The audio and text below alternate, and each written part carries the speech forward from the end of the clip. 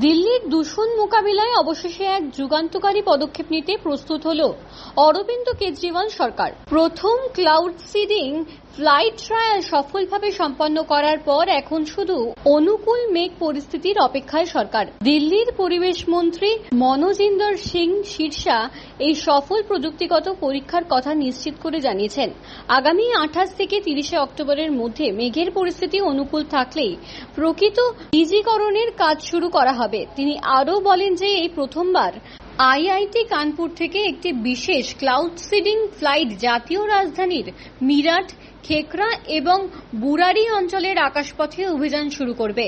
এই উদ্যোগ দিল্লির বায়ু দূষণের বিরুদ্ধে লড়াইয়ে এক নতুন দিক উন্মোচন করবে বলে আশা করা হচ্ছে। जिस समय हम फायर करने जाएंगे उसी समय दिखाएंगे ये है, ये इस तरीके से जाकर के ये इसके ऊपर लग जाएगा। इसमें वायर्स होंगे, वायर्स जाकर के इनमें लग जाएंगे, कनेक्ट हो जाएंगे एंड ये इलेक्ट्रिकली कनेक्टेड है। इलेक्ट्रिकली अंदर से फायर करेंगे तो जो बंद करेगा। सो एक लेफ्ट साइड में, एक राइट साइड में है। So total 20 flares left, one by one. अच्छा 10 each.